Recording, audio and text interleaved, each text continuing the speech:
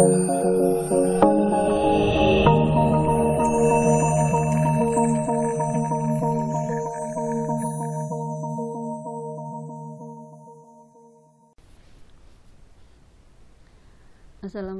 warahmatullahi wabarakatuh. Baiklah, di sini saya akan melanjutkan materi sistem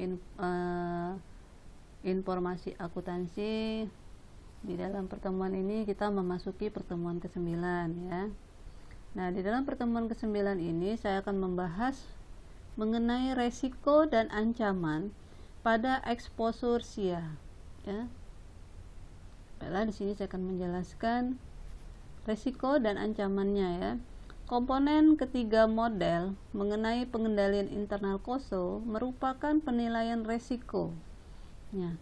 Jadi di dalam kalangan angkutan memainkan peranan penting dalam membantu manajemen mengontrolkan sebuah bisnis untuk menetapkan pengendalian yang efektif dan evaluasi sistem yang sudah ada, supaya memastikan bahwa sistem-sistem tersebut beroperasi secara efektif.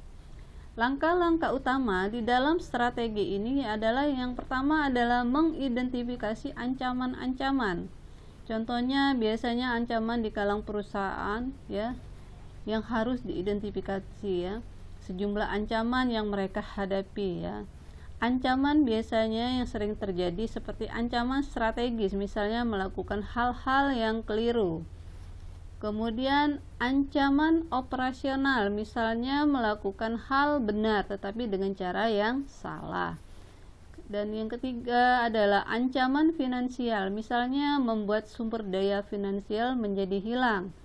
Terbuangnya data ataupun dicuri memikul kewajiban yang sangat tidak benar. Adapun ancaman informasi, misalnya informasi yang salah atau tidak relevan di dalam sistem yang tidak dapat dipercaya.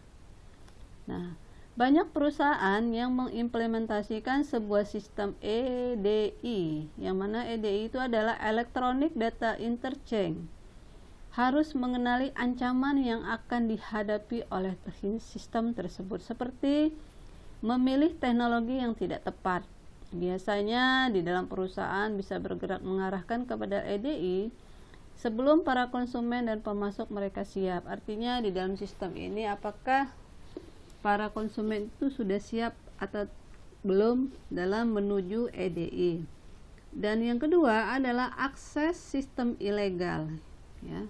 Akses sistem ilegal ini sering terjadi seperti seorang hacker mencuri ataupun menyusup ke dalam sistem dan mencuri sistem tersebut.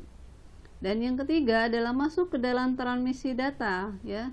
Biasanya dilakukan oleh si hacker. Bagaimana hacker melakukan hal tersebut? Biasanya hacker bisa mendengar secara sembunyi transmisi data dan menyalin transmisi tersebut atau merusaknya atau mencegah pada sampai sasaran tujuan. Nah, di sini hilangnya keutuhan data ya. Sejumlah kesalahan yang diluncurkan ke dalam data akibatnya kesalahan karyawan ataupun perangkat lunak. Biasanya kesalahan yang dilakukan oleh si karyawan dalam penginputan dan transmisi yang salah ataupun yang keliru. Transaksi yang tidak lengkap, biasanya transaksi yang tidak lengkap, biasanya komputer itu tidak menerima seluruh data dari si pengirim. Nah, resiko mengenai sistem informasi akuntansi tersebut ya, banyak sekali hal-hal yang ditemui di dalam perusahaan tersebut. Yang pertama, estimatrix ya, yang mana pengertiannya artinya perusahaan itu lebih suka menjadi korban dalam arti kecurangan dari sebuah serangan. Kemudian estimate exposure, artinya resiko terhadap terjadinya gempa ya, gempa bumi ya, artinya perlu dipelihara ya. Kemudian bisa menghancurkan perusahaan ya dalam ke arah kebangkrutan ya. Dan yang ketiga adalah identify control, yang mana pengertian di sini adalah mengenai manajemen harus melakukan beberapa kontrol untuk melindungi perusahaan dari kecurigaan ya. Kemudian mempertimbangkan efektivitas dalam segi waktu. Estimate cost and benefit, ya. Artinya di sini biaya yang sangat mudah dilakukan sehingga semua orang dapat melakukannya. Tetapi itu akan menjadi penghalang untuk keuntungan prosedur pengendalian internal. Melebihi biaya lebih daripada keuntungan. Selanjutnya, determine cost benefit, ya. Biasanya terjadinya bagaimana transaksi dicatat, prosesnya disimpan dan dilaporkan.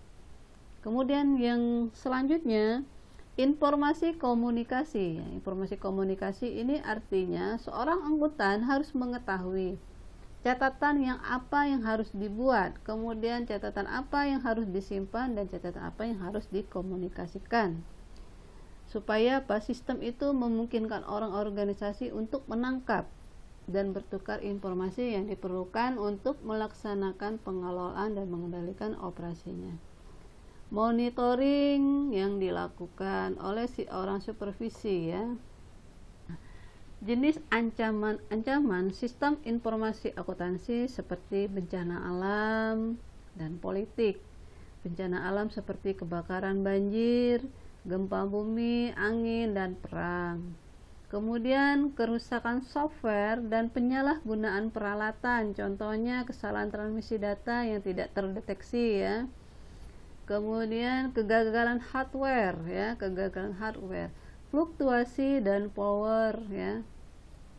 Dan yang ketiga, kejadian yang tidak diharapkan, itu seperti kecelakaan diakibatkan oleh human error, ya. Kegagalan mengikuti prosedur yang telah ditetapkan serta mengarahkan pengarahan yang kurang.